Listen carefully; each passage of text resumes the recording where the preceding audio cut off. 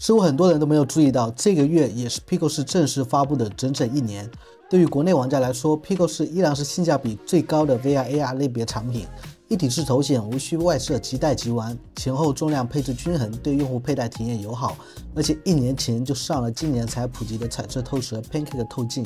所以当咱们的一些本体用户向我咨询对虚拟观影、游戏健身有需求的适配产品时，我仍然会建议他们考虑一下 Pico4。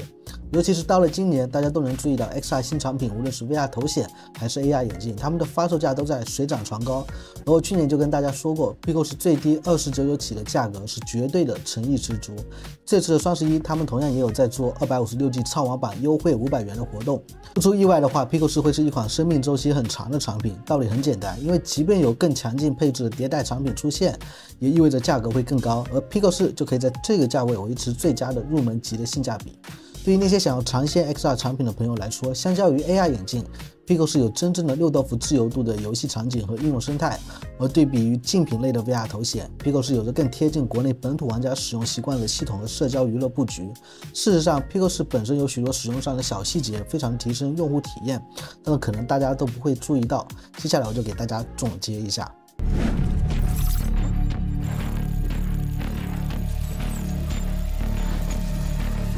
VR 是虚拟的，但体验是真实的。大家好，欢迎来到本期的 VR 玩乐，我是老朋友翟老师。不知道现有 Pico4的玩家们有没有使用过主页推荐窗口右边的好友组队功能？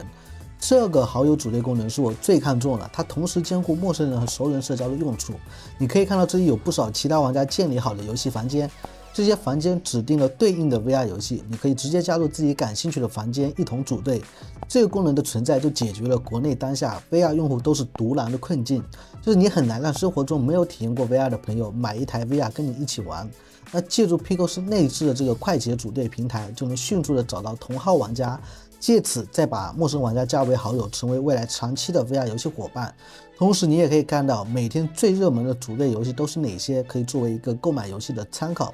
虽然目前 VR 用户的体量还不能突出这个组队平台的效用，但是我相信 Pico4在这一块已经打下了非常好的社交基础。我认为 Pico 团队未来应该加大组队窗口在推荐主页的排榜占比，来增加这个功能的关注度。我个人感觉下来，现阶段就是很多朋友都没有意识到它有多好用。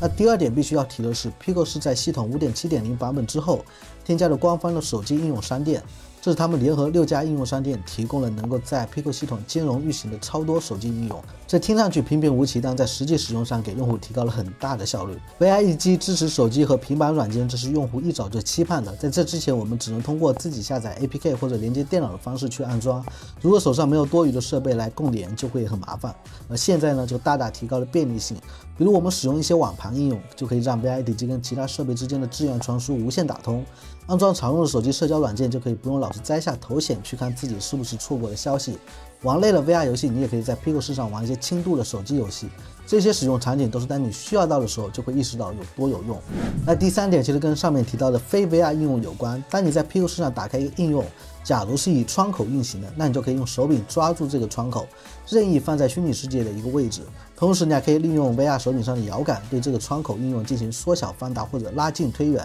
最棒的是这个缩放拉近都是无限制的。假如你打开的是视频应用或者串流其他数码设备玩游戏，那你相当于有了一个虚拟的显示屏。你可以躺下的时候把它放在天花板的位置，如果你觉得屏幕小了，就能够放大拉近。总之就是无论你用什么样的姿势，总能找到一个合理舒适的角度。4点的小细节是我个人比较在意的，就是 Pico4不仅有直观的游戏更新列表，也能直接查看每个 VR 游戏具体的更新内容。正常的情况下，我们就是可以在应用库这边知晓哪些游戏是需要更新的，但是我们无法得知他们更新了哪些内容。其实 Pico4是可以查看的，只是很多朋友不知道。有2种方式，第一种，你只要点进这款 VR 游戏的商店页面，在最上方的横幅介绍页面点开详情，就能在尾部看到最近一次游戏更新由游戏开发团队留下的具体更新日志。那第二种呢，就先点进商店，在窗口的右下角可以点开待更新的游戏，在这里可以查看每个待更新游戏的当下新版本的更新日志。